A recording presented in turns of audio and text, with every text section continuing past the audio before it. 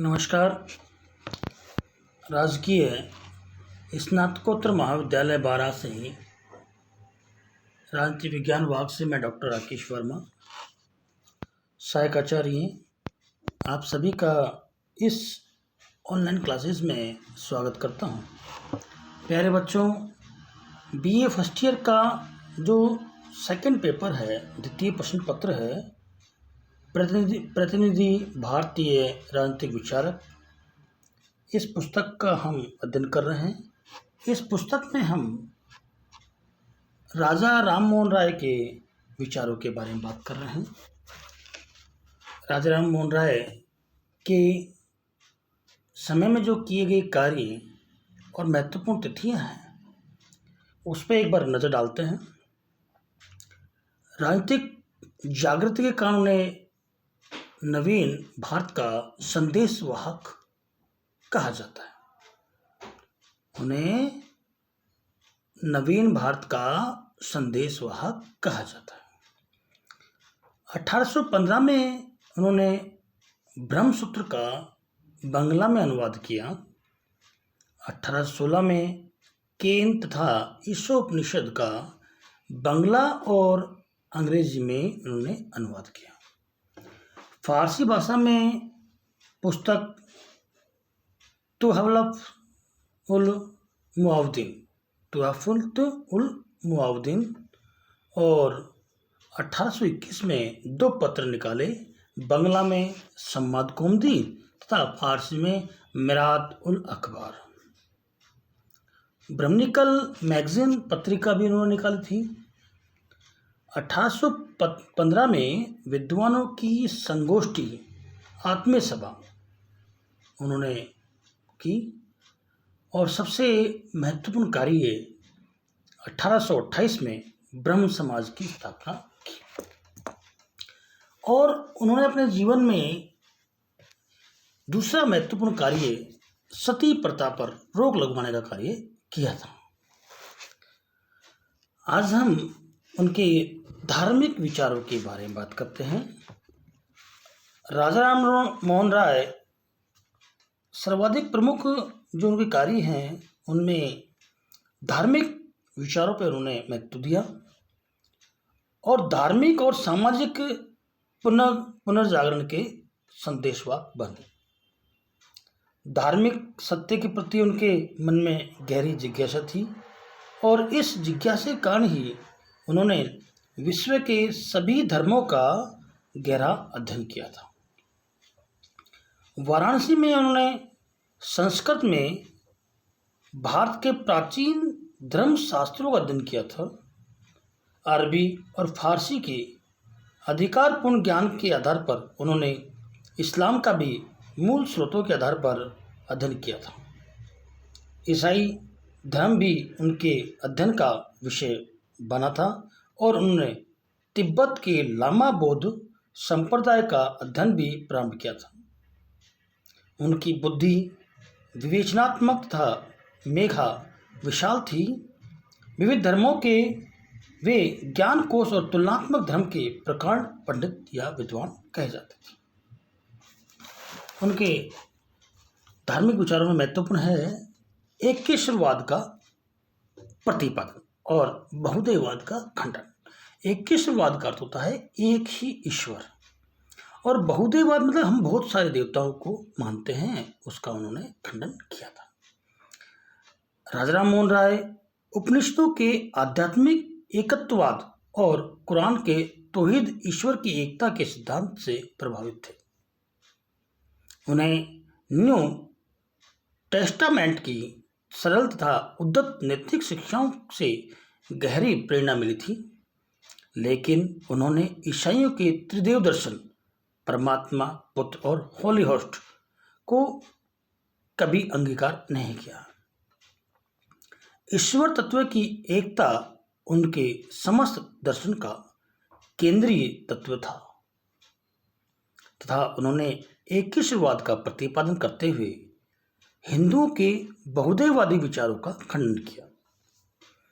एकेश्वरवाद के प्रबल समर्थक में उन्होंने फारसी भाषा में तुहफ़त उल मुहद्दीन नामक पुस्तक की रचना की थी। उनके चिंतन में प्राकृतिक धर्म के तत्व भी देखने को मिलते हैं। उन्हें आत्मा के अमरत्व में विश्वास था। मूर्ति पूजा और बलि प्रथा का विरोध। राजा राम मोहन राय ने मूर्ति पूजा का घोर विरोध किया था। उनका विश्वास था कि इसने असंख्य विभाजन और उपविभाजन उत्पन्न करके हिंदू समाज की एकता और जड़ों पर कुठाराघात किया है। उन्होंने यह प्रतिपादित किया कि मूर्ति पूजा हिंदू धर्म का कोई मौलिक अंग नहीं है, अपितु इसका चलन बाद में जाकर हुआ है। मूर्ति पूजा के पक्ष में एक सूक्ष्म तर्क यह दिया जाता था कि असली चीज श्रद्धा है। मूर्ति की श्रद्धापूर्वक पूजा कीजिए तो ईश्वर प्राप्त होगा। लेकिन राजा राम मोहन राय धार्मिक क्षेत्र में भी विवेक संगत मार्ग को अपनाने के पक्ष में थे। उनका कहना था कि जीवन के साधारण कार्य व्यवहार में भी जब हम सोच समझकर नाप तोलकर कार्य करते हैं तो परम चरम महत्व की बात में हम सोच विचार नाप तोल का मार्ग छोड़कर केवल श्रद्धा के सारे के आश्रय कैसे बैठे रहें। राजा राम मोहन राय का कहना था कि ज्ञान के भंडार उपनिषद अद्वैतवाद की शिक्षा देते हैं, जिसमें मूर्ति पूजा का कोई स्थान नहीं है। राजा राम मोहन राय के तर्क को अपनाते हुए लिखते हैं कि यदि आप परंपरा को सर्वोपरि मानते हैं तब तो कर्मकांड और मूर्ति पूजा को छोड़कर शुद्ध ब्रह्म की पूजा करना सर्वथा आवश्यक है, क्योंकि शुद्ध ब्रह्म की पूजा ही आपके धर्म की सबसे प्राचीन परंपरा है। उन्होंने बलि प्रथा का भी घोर विरोध करते हुए इसे मानवता विरोधी और मूर्खतापूर्ण कार्य बताया। धार्मिक सहिष्णुता का प्रतिपादन। राजा राम मोहन राय धार्मिक क्षेत्र में सहिष्णुता को सर्वाधिक महत्व देते थे। किसी भी धर्म या संप्रदाय विशेष अथवा उनके अनुयायियों के प्रति घृणा भाव के वे प्रबल विरोधी थे।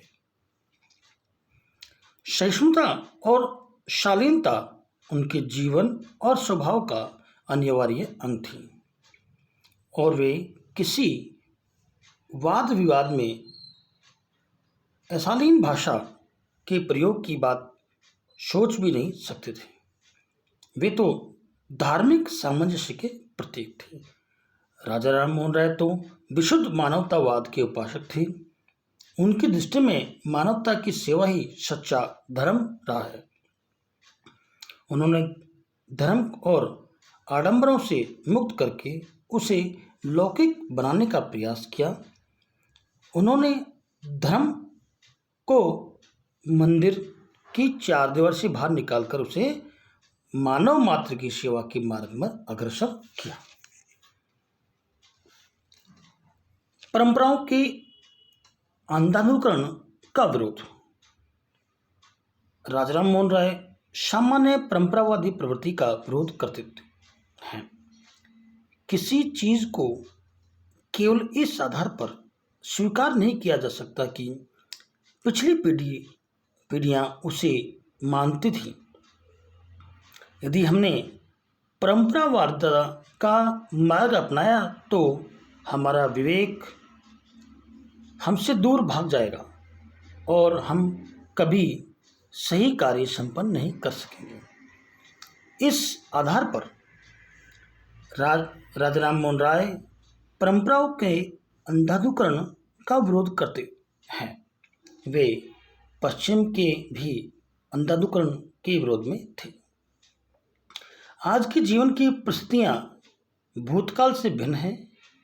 यदि हम अतीत से अपना नाता पूर्णतः तोड़ नहीं सकते तब वर्तमान को सुखद बनाने के लिए हमें अतीत की गलत परंपराओं का तो उल्लंघन करना ही होगा, तत्कालीन हिंदू समाज में समुद्र पार कर पश्चिमी राष्ट्रों में जाना धर्म विरुद्ध समझा जाता था, किंतु राम मोहन राय प्रथम हिंदू थे जिन्होंने इस अंधविश्वास को तोड़ा और उन्होंने इंग्लैंड जाकर भारतीय समाज के पक्ष और हितों को प्रस्तुत किया था।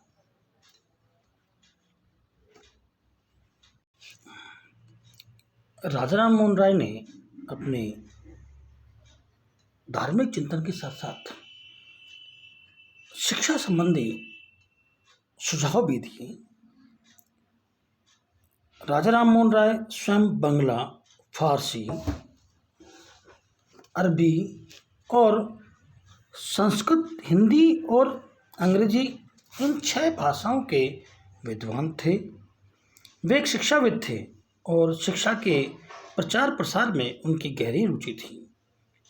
इस संबंध में वे कहते थे, भारत के लिए शिक्षा के विस्तार की सबसे अधिक आवश्यकता है और शिक्षा विस्तार का काम शुरू होना चाहिए।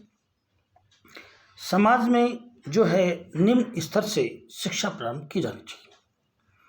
यदि ब्रिटिश व्यवस्था का उद्देश्य भारतीयों को सदा अंधकार में रखना है तो फिर संस्कृत प्रणाली ही अच्छी। परंतु जब सरकार भारतीय जनता की प्रगति चाहती है तब आधुनिक एवं उदार शिक्षा प्रणाली द्वारा गणित, प्राकृतिक दर्शन, रसायन शास्त्र, शारीरिक विज्ञान एवं अन्य उपयोगी वैज्ञानिक विषयों की शिक्षा भी दी जानी चाहिए। अंग्रेजों से उन्होंने आग्रह किया कि भारतीयों को जो वैज्ञानिक प्रगति या वैज्ञानिक सोच विकसित करने के लिए वैज्ञानिक विषयों को पढ़ाया जाना आवश्यक है। उन्होंने इस बात को समझ लिया था कि पाश्चात्य शिक्षा जो है वो भारतीयों के लिए बहुत महत्वपूर्ण होगी और उससे देश में राष्ट्रीय एकता का प्रसार होगा। उनका विश्वास था कि शिक्षा ऐसी होनी चाहिए कि जो जन साधन के लिए व्यवहारिक और उपयोगी हो तथा वैज्ञानिक चिंतन में से देश आगे बढ़ सकता है। अतः उन्होंने पाश्चात्य शिक्षा एवं विज्ञान का अधिकाधिक समर्थन किया। इस बात पर बल दिया कि प्रगति के पथ पर आगे बढ़ने के लिए भारत को मध्यकालीन शिक्षा पद्धति का परित्याग कर अपने शिक्षा पद्धति आधुनिक और वैज्ञानिक होने के लिए अनुकूल होनी चाहिए। उन्होंने 1816 और 17 में उन्होंने कलकत्ता में एक अंग्रेजी स्कूल की स्थापना की और उसकी प्रेरणा से ही 1822-23 में हिंदू कॉलेज की स्थापना हुई। वे ईसाई मिशनरियों को भी भारतीय क्षेत्र में लेकर आए थे।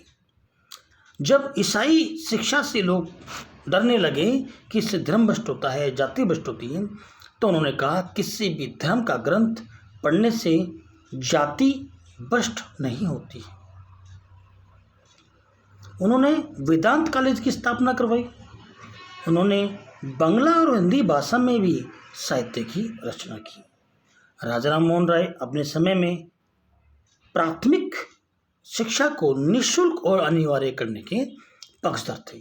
जो अभी वर्तमान समय में जो अमेंडमेंट हुआ उसमें अनिवार्य शिक्षा, बच्चों की अनिवार्य शिक्षा पर बल दिया, इस पर खास कार्य हुआ। थोड़े बहुत हम देखते हैं कि उनके आर्थिक विचारों के बारे में बात करते हैं कि भारत की जनता जो है वो किसानों और मजदूरों की जमींदारी और जागीरदारों और शासन के शोषण से रक्षा होनी चाहिए। देश की नागरिक प्रशासन और सैनिक व्यय में कमी होनी चाहिए जिससे सरकार को आर्थिक कर लगाने की जरूरत ना पड़े।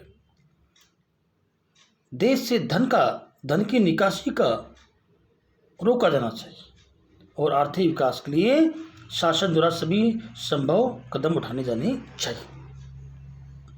किसानों और मजदूरों की हित चिंतन करते हुए राजा राम मोहन राय ने ही सबसे पहले भारतीय जमींदारी प्रथा के विरोध में आवाज उठाई।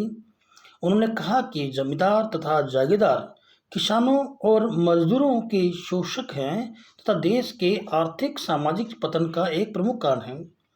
राजा राम मोहन राय ने प्रवर समिति के सामने यह कहा, आवश्यकता है कि जमीन का जो स्थायी बंदोबस्त जमींदारों के साथ किया गया है, वही स्थायी बंदोबस्त किसानों और मजदूरों के साथ देश भर में कर दिया जाए। ऐसा करने से उनके आर्थिक हितों की रक्षा होगी, वे सभी सरकार के वफादार बने रहेंगे और देश की रक्षा के लिए सदा तत्पर रहेंगे। उन्होंने कहा कि जो यूरोपियन कलेक्टर हैं उनकी जगह भारतीय कलेक्टरों की नियुक्ति हो और सैनिक व्यय में कमी हो और उनके लिए रिजर्व फोर्स की स्थापना की जाए, जो किसानों और जनता को सैन्य प्रशिक्षण दिया जाना चाहिए। राजा राम मोहन राय जो भारत से इंग्लैंड जो पैसा जाता था, धन की निकासी, इकोनॉमिक ड्राउन का भी चिंतन किया। उन्होंने कहा कि जो यूरोपीय लोग हैं, जो व्यापारी हैं यूरोप के, वो भारत में बस जाए, जिससे वो पैसा जो यहाँ से विदेश जाता है वो भारत में ही रहे। इस प्रकार हमने आज राजा राम मोहन राय के विचारों के बारे में बात की। सभी का इस ऑनलाइन क्लासेस में धन्यवाद। अगली कक्षा में आपसे पुनः मुलाकात होगी। Thanks of all.